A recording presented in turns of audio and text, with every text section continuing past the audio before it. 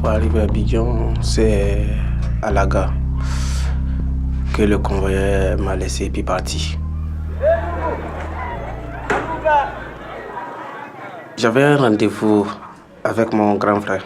Quand je suis arrivé, on a essayé de le rejoindre sur son numéro, mais ça ne passait pas. Ça ne passait pas. On a tenté jusqu'à... On n'a pas pu le rejoindre. C'est dans ça que je suis resté à la gare.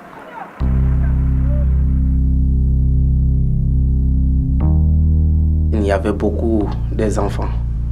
Eux, ils sont plus grands que moi. J'étais le plus petit. Première nuit, ils ont enlevé mon argent, les 10 000. Ils ont pris mes vêtements aussi. Ils m'ont tout arraché par la force.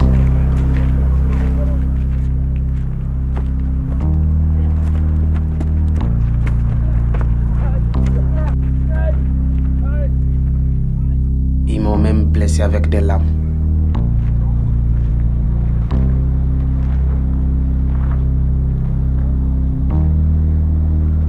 Ça faisait très peur, mais on n'avait pas le choix. Il faut forcément aller à la gare, parce qu'on ne sait même pas là où aller. J'ai demandé de l'argent aux gens. Ça veut dire que c'est demander de l'argent aux gens pour pouvoir manger.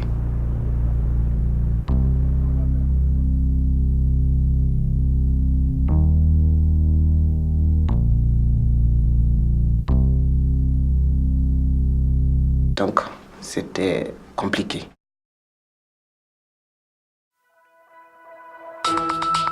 L'expérience vécue par Barthélemy est similaire à celle de beaucoup de jeunes en Afrique de l'Ouest. Les enfants quittent les villages pour tenter leur chance dans les grandes villes et ils se retrouvent en situation de vulnérabilité. Là-bas, ils finissent exploités par des employeurs, dupés par des trafiquants ou abandonnés à leur destin sur les routes d'une capitale. Ce genre de problème s'adresse depuis plusieurs années aux institutions ainsi qu'aux ONG. Une proposition de gestion différente du problème a été trouvée avec le Réseau Afrique de l'Ouest pour la protection des enfants, ou RAO. Une gestion à long terme, basée sur la qualité plutôt que la quantité. Comme nous explique Djibril Fall, responsable du SSI Afrique de l'Ouest, l'organe de coordination du RAO. Le RAO, c'est une initiative, un mécanisme, un réseau. C'est donc un regroupement d'acteurs qui partagent une méthodologie commune, une méthodologie qui leur permet de développer une chaîne d'intervenants, d'acteurs, qui peuvent prendre en charge, protéger et réintégrer, pas rapatrier, des enfants dans une situation de vulnérabilité d'un pays à l'autre. Quand on parle de besoins individuels spécifiques, on ne peut pas parler de nombre, on ne peut pas parler de quantité, à n'en pas finir. On s'intéresse à l'enfant, à toute vie, à toute vulnérabilité, à toute perspective d'avenir. Parce qu'un enfant, nous, on ne le voit pas juste comme un acteur vulnérable, c'est une perspective d'avenir, c'est des ressources actuelles qu'on doit mettre en œuvre. Et donc la démarche qualité pour nous consiste à pousser les partenaires qui accompagnent ces enfants-là à être le plus rigoureux possible pour répondre aux besoins spécifiques de l'enfant dans son contexte et pour son avenir. Pour ce faire, le RAO utilise une procédure appelée communément les standards, composée de 8 étapes. D'abord, il s'agit d'identifier un enfant qui est en état de vulnérabilité et qui souvent vient d'un autre pays. Ensuite, il faut urgemment l'extraire de sa situation vulnérable, le protéger. Puis étudier sa situation personnelle pour établir un plan d'action. Chercher la famille de l'enfant et l'évaluer pour voir s'il est possible de le renvoyer à la maison. Et dans le cas contraire, il faut chercher des alternatives comme des centres ou des familles d'accueil. Réintégrer l'enfant dans un tissu social et un environnement où il peut grandir et apprendre. Le suivre dans sa réintégration, une tâche pas uniquement pour les professionnels, mais aussi pour les communautés et les personnes de référence. Enfin, s'assurer des ressources économiques des familles et des communautés pour garantir une durabilité du placement et prévenir d'éventuels départs. Ce système de 8 étapes est construit et élaboré autour d'un point commun et fondamental. L'enfant. Les RAO a replacé l'enfant au centre des préoccupations. Pas seulement comme victime, mais comme acteur de sa potentielle réussite sociale et personnelle. Nous choisissons 3 pays membres du RAO pour aller à la rencontre des vrais cas traités par le réseau, constater une fois sur le terrain ce que sont devenus ces enfants et vérifier si ces 8 standards sont effectifs dans la pratique. À Lomé, nous faisons la rencontre du directeur d'Espace Fraternité Makchile Adodo, coordinateur RAO pour le Togo. Nous avons, par rapport aux enfants réintégrés, des exemples concrets, il y en a. Nous en avons qui ont terminé leur formation, nous en avons qui sont en cours. Nous avons également d'autres enfants qui ont choisi le commerce et qui réussissent véritablement et qui aujourd'hui sont, si, tel que nous le voyons, si ça se poursuit comme ça, risquent de vraiment concurrencer avec des anciennes commerçantes sur le terrain. Parce qu'il y a une par exemple qui vend des tubercules et j'avoue que ma dernière mission de supervision m'a émerveillé. Et je suis heureux aujourd'hui de les brandir comme des trophées. À Ouagadougou, nous rencontrons Zampou Lassina, coordinateur RAO pour Kiogo, ONG burkinabé de protection de l'enfance. On a plusieurs cas, mais il y a un qui est assez intéressant, c'est le cas de Fulbert. Je pense même que le dossier de Fulbert est juste à côté. Un jeune qui a été réinséré dans sa famille, mais qui a identifié un projet assez intéressant, qui est une formation qui a duré quand même 3 ans. Il y a la famille de Fulbert qui s'est vraiment impliquée dans l'accompagnement de cet enfant pour sa formation. Mais il faut souligner aussi la volonté et le désir de réussir de ce garçon qui a écrit lui-même, pour une des rares fois, qui a écrit lui-même son projet de réinsertion. À Cotonou, enfin, nous faisons la rencontre de Norbert Fanou, directeur des âmes, partenaire RAO pour le Bénin. Actuellement, nous avons mis en place auprès de 3 groupements de femmes ces fonds qui servent à faire des activités génératives de revenus qui leur permettent de mobiliser des ressources et de subvenir aux besoins de leurs enfants. Et ça, je crois que c'est une première assez intéressante dans la mesure où les acteurs sont très activés autour de ce qu'ils font et cela nous permet donc de tirer leçon de comment est-ce que nous pouvons accompagner les communautés, quelles leçons tirer de cela et les bonnes pratiques bien plus tard seront davantage diffusées pour que nos collègues ailleurs, si cela leur dit, puissent s'en inspirer et améliorer au besoin. Voilà. Il n'y a pas que des cas individuels donc, mais aussi des projets communautaires. Nous quittons les capitales pour rejoindre les villages, accompagnés par les case workers qui gèrent directement les cas sur le terrain et qui les connaissent mieux. Pour le Togo, Christelle. Pour le Bénin, Rolande et Marcel. Pour le Burkina Faso, Adélaïde. Au Togo, nous faisons un long voyage pour nous rendre dans la région d'Atak-Pamé. Durant celui-ci, nous en profitons pour retirer quelques informations auprès de Christelle sur la jeune marchande que nous allons rencontrer. Alimatou est une fille qui nous a été référée par la Direction générale de la protection de l'enfant.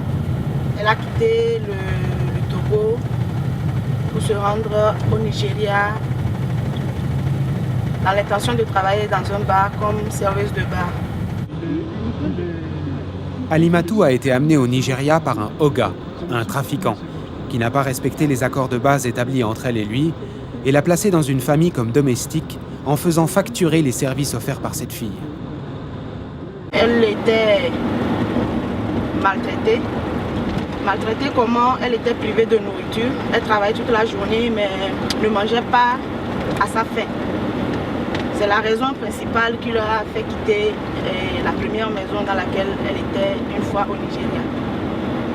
Mais avec la deuxième femme où elle travaillait en tant qu'aide dans la préparation et la vente de la bouillie, elle n'était pas rémunérée comme l'a prévu le contrat au départ. Alimatou quitte donc sa deuxième maison pour finir sur la route. Récupérée par les autorités locales, amenée à l'ambassade du Togo, la jeune se fait rapatrier. Espace Fraternité intervient donc en collaborant avec l'État, trouve la famille et élabore son projet de vie. Alimatou choisit le commerce de tubercules.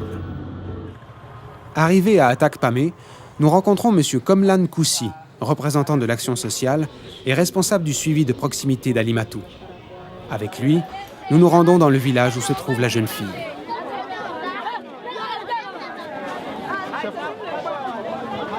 Après plus d'une demi-heure d'auto sur une piste, nous arrivons finalement dans un petit marché riche en couleurs.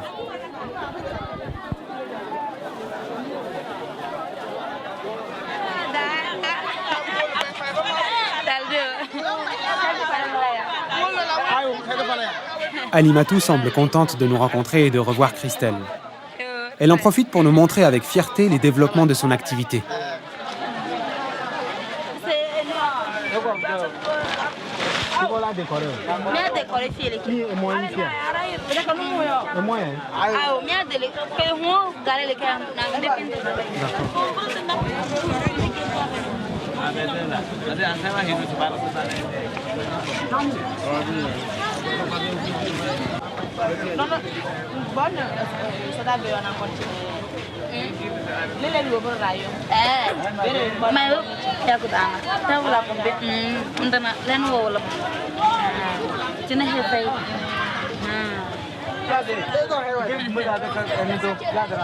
La quantité d'igname qu'elle a à vendre va la tenir occupée pour le reste de la journée.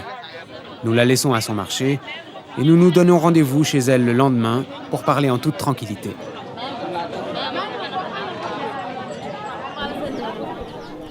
Je viens 3 heures du matin. Je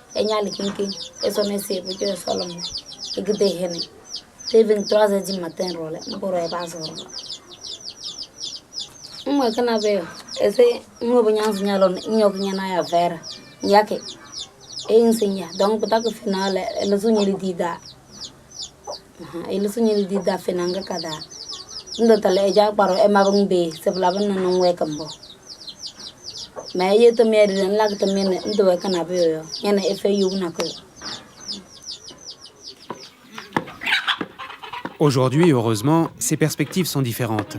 Elle vit dans une cour avec ses frères qui l'aident aux travaux domestiques. Elle est indépendante et efficace, et sa journée ordinaire est radicalement changée.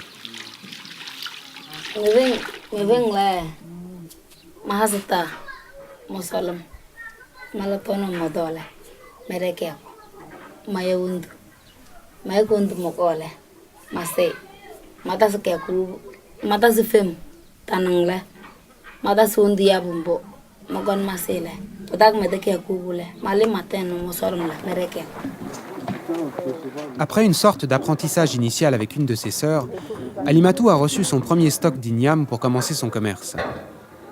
Depuis, elle a multiplié ses tubercules et diversifié son commerce en achetant aussi des céréales, avec le but d'agrandir son activité.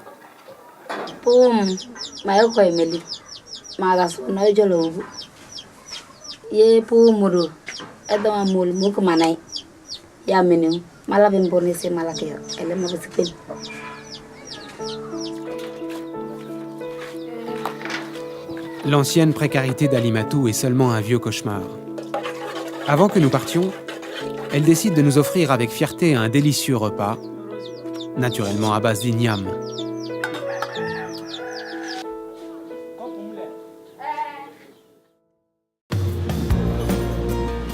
Au Bénin, Roland et Marcel sont prêts à quitter Cotonou pour rejoindre la région du Mono, une zone particulièrement touchée par le problème des enfants en état de vulnérabilité.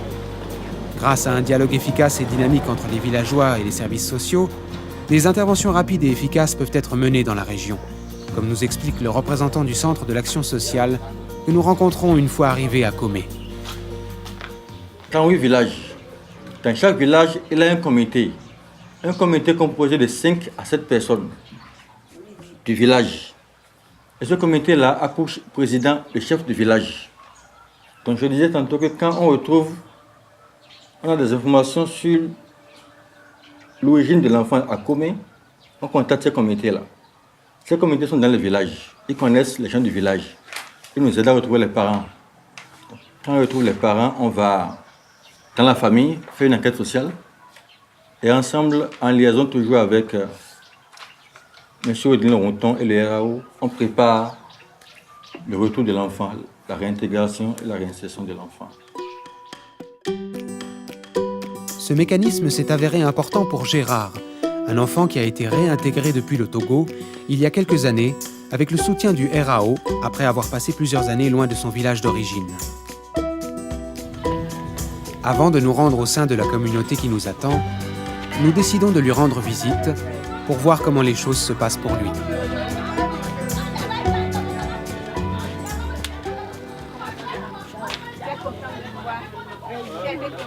Orphelin à l'âge de 5 ans, Gérard a été envoyé au Togo pour vivre d'abord avec sa tante et ensuite avec son cousin.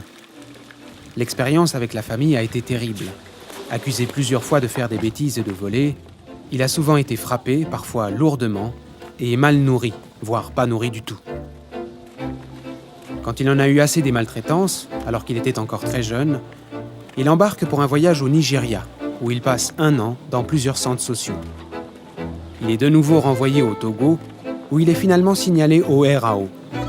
Le réseau identifie sa tante, à qui il confie l'enfant, car elle était disposée à l'accueillir et à le traiter avec soin et affection. Gérard retourne donc à l'école et décide de remercier à sa façon sa tante, qui lui a donné une occasion de récupérer peut-être une partie de son enfance perdue. Je peux aider la tante au champ et bien je peux vendre les petits beignets que la tante fait chaque fois. Je peux vendre, ou soit laver, je peux faire les travaux domestiques, cuisiner, aller chercher des cours. Après ça, je vais au terrain du jour.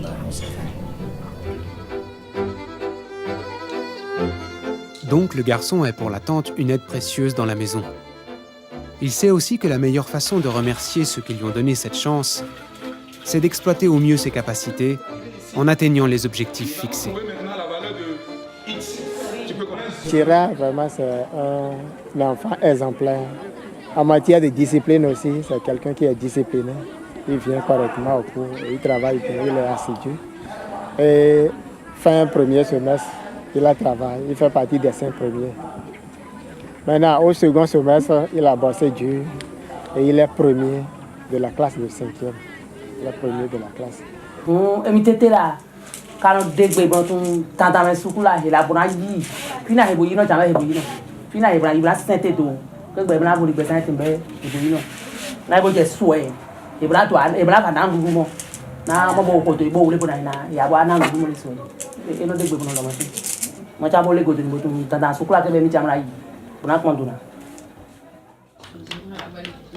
Après l'école, Gérard veut devenir comptable. Pour nous, il semble être sur la bonne voie. Nous souhaitons à Gérard le meilleur pour sa vie et sur les notes d'une chanson qui nous est dédiée, nous nous remettons en route.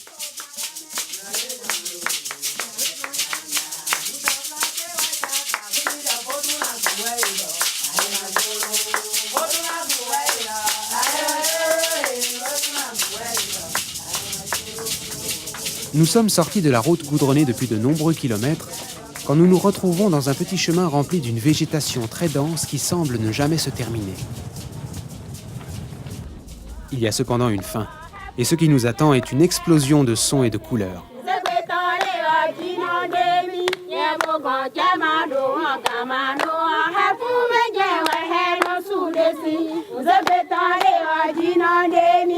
Nous sommes dans la communauté Eiguru Mederu du village de Kazagi.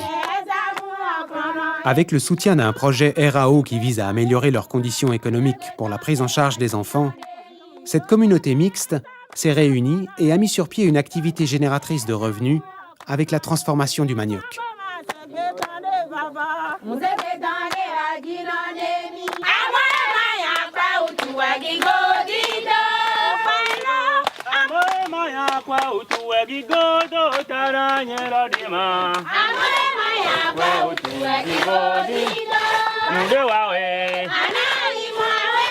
Ce groupe semble infatigable et continue à chanter pendant toute la durée de notre visite et aussi pendant le travail. En effet, le manioc ne se prépare pas tout seul. Il y a ceux qui s'occupent du feu,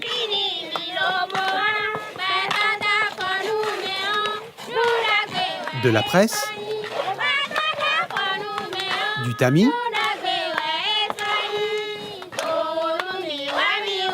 et ceux qui s'occupent plus précisément de l'accompagnement musical. Marcel et Rolande profitent de la visite pour rédiger un rapport.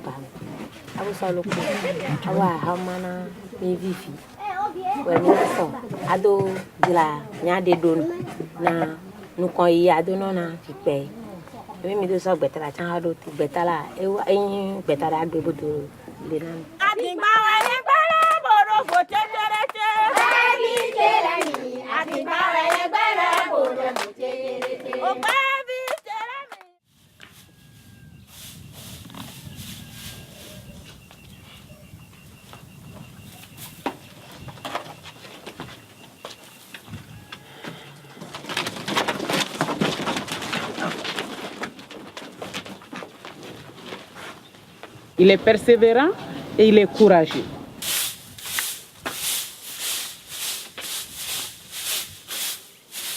Obtient ce qu'il veut.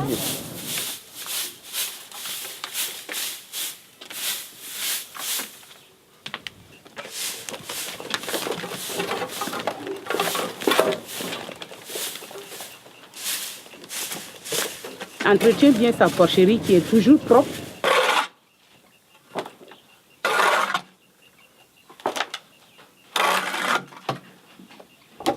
L'enfant a été l'acteur de sa propre réinsertion. Au Burkina Faso, nous découvrons un projet de réinsertion à travers la formation professionnelle dans le but de créer une activité génératrice de revenus. Un défi à long terme, celui de Fulbert, qui vit dans un petit village à 45 km de Ouagadougou. Nous nous rendons vers lui dans la soirée avec l'intention de passer la nuit au village. Nous voulons suivre sa longue journée en tant qu'éleveur. Je me lève très tôt le matin, à 4 heures du matin. Je balaie mon porcherie. Si je m'occupe de mes animaux, je dois aller au jardin pour arroser.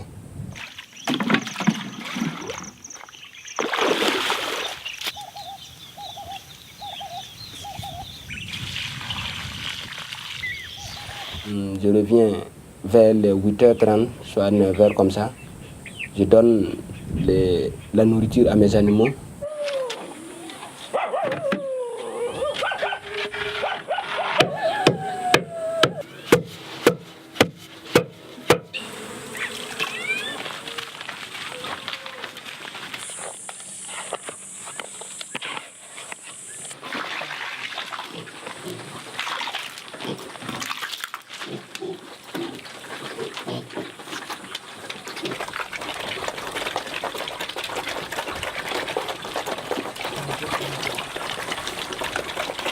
Aux périodes d'école, à 6 heures, je quitte ici pour aller à commissariat. Je dois prendre environ 45 minutes de parcours pour arriver. Arriver là-bas, à 7 heures, on rentre en classe, on fait une pause à 9h45. Après, on rentre, on sort à 12h, on prend une pause. À 15h encore, on rentre en classe pour terminer. À 17h, on descend, puis je reprends la route pour venir ici, à la maison. S'occuper de mes animaux. Si il me reste un peu du temps, je sors pour aller jouer au ballon. Fulbert a dû abandonner ses études en 2003 à cause du manque d'argent familial. En 2008, il a été arrêté par la police lors de son départ pour la Côte d'Ivoire où il était envoyé par ses parents pour chercher du travail dans les champs de cacao. RAO l'a soutenu avec une formation professionnelle en zootechnique, l'achat de porcs et la construction d'une porcherie. Et parmi les différents facteurs de la réussite de sa réinsertion, il y a l'école professionnelle La Bertonnière, représentée par M. François Ciolo, enseignant et personne de référence pour le garçon. Nous allons le voir au siège de l'école avec Fulbert lui-même. L'association a pris le temps de m'expliquer la situation de l'enfant. Et moi, j'ai pris l'enfant comme un petit frère. Donc, l'encadrement en dehors même des cours que j'ai dispensés, en dehors même de mon rôle de surveillant, c'était un élève assez particulier que j'ai reçu et que j'ai juste considéré comme un petit frère. À tout moment, on était vraiment très proches. Je jouais en fait le relais entre l'école et l'association. Quand l'enfant avait des besoins, je partais même au siège de l'association pour expliquer. De son côté, Fulbert n'a pas ménagé les moyens. J'ai reçu Fulbert comme ça qui a brillamment fini son parcours ici à l'issue. Je crois que c'est en 2011-2012 qu'il a postulé pour le certificat d'aptitude professionnelle. Et tel qu'il est très brillant, il a réussi à son examen sans problème. Autre protagoniste important de sa réinsertion, ses parents. C'est bien vrai que les parents sont démunis, mais le père était d'une extrême contribution. D'abord, il a accepté que l'enfant soit rescolarisé. Ensuite, il lui a donné une portion de terre pour pouvoir mener son activité. Aussi, au niveau de sa mère participe à donner, comment on appelle ça, à l'alimentation de son bétail.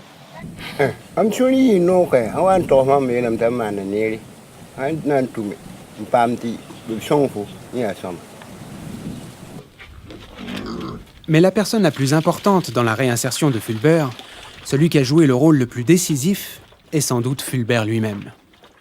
Ma première vente, j'ai vendu à 300 000. Les 300 000, j'ai enlevé 100 000 pour payer le son pour les autres animaux. Et j'ai enlevé 75 000 pour payer ma scolarité. J'ai enlevé 110 000 payer un veau. Mais malheureusement que j'ai perdu le veau il y a pas 2 semaines.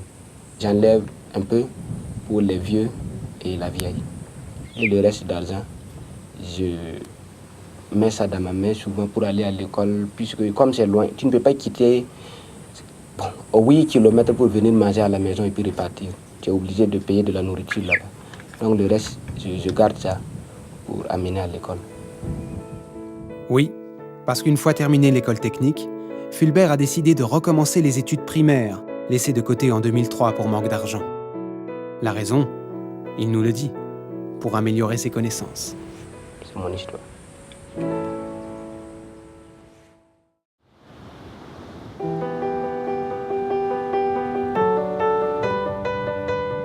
L'approche qualité, nous avons pu le voir, peut marcher aussi à long terme. Parce que grâce à cette approche, il est possible de remettre dans la société des individus stables et autonomes.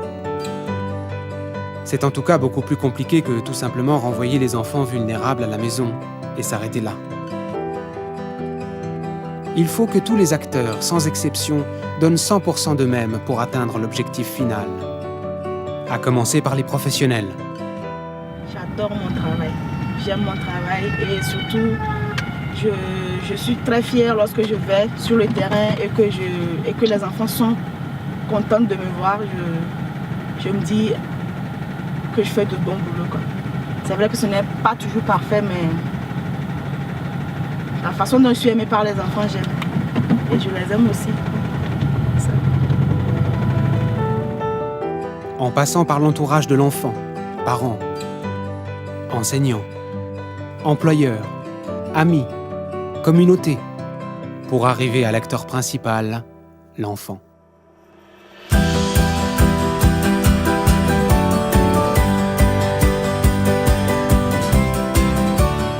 Le réseau est jeune, mais a déjà réussi à changer le destin d'environ 4000 enfants. Le nombre d'enfants encore en état de vulnérabilité reste cependant autour de dizaines de milliers. L'espoir et le but des promoteurs est de pouvoir étendre la pratique à tout le monde, ce qui permettra ensuite de gagner en quantité sans perdre en qualité. Il faut impliquer d'autres acteurs pour que le mécanisme devienne fluide et que tout enfant, dans le besoin, dans un pays étranger, puisse être pris en charge convenablement, soit dans ce pays, soit accompagné, réintégré, suivi, soutenu dans son pays d'origine. On le fait pour de nombreux cas, mais force est de reconnaître qu'il faut des ressources autres, d'autres partenaires, pour que ce mécanisme puisse être fluide et être un mécanisme de tout le monde, finalement, qui protège les enfants.